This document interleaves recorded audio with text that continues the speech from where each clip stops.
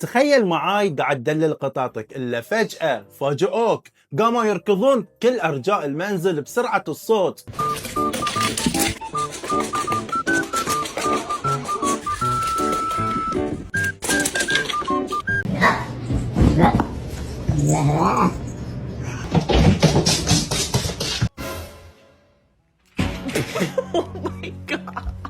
فأنت شاهدت ظاهرة سلوكية عند القطط نسميها الزوميس أو نوبات الطاقة المفاجئة. Kenny.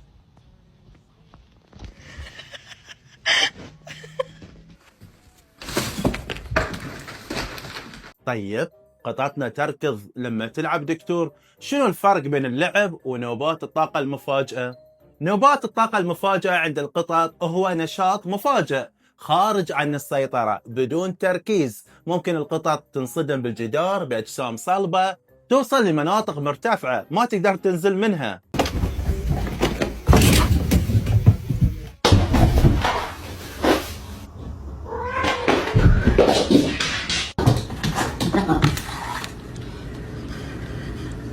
بينما اللعب تكون هادئة أكثر وتركز.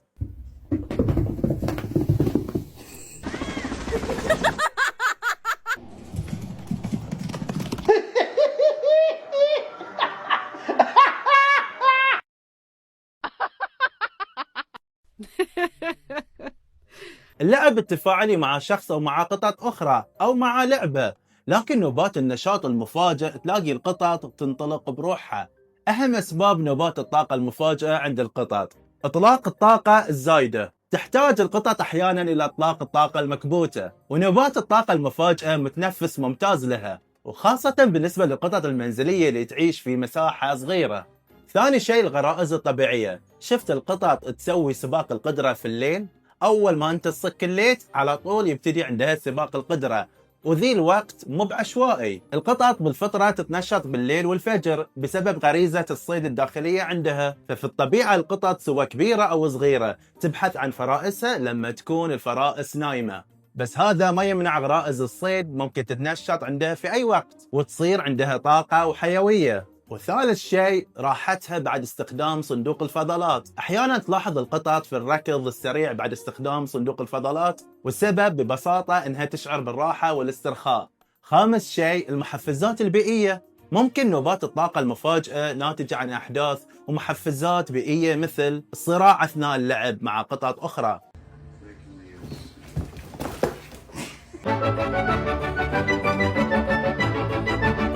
النعناع البري وبعض أنواع مختلفة من النباتات.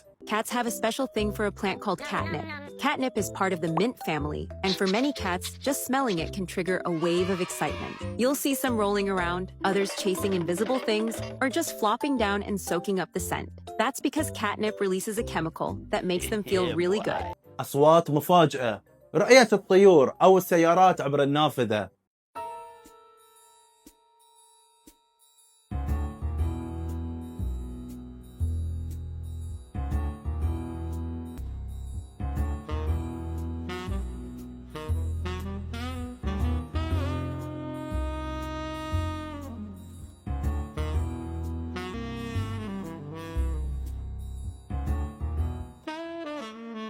ورؤية أشخاص تحبهم. سادس شيء التشافي، تصاب بعض القطط بنوبات النشاط المفاجئ بعد ما تتشافى من مشكلة طبية، وهالشيء وايد مر علينا. مراجعينا في العيادة بعد ما سلمهم حيواناتهم يقولون لنا على طول صار عندهم طاقة ويركضون ومستانسين، لأن شيء طبيعي تشعر بالسعادة والحيوية بعد فترة أصيب فيها الخمول والألم وعدم القدرة على اللعب.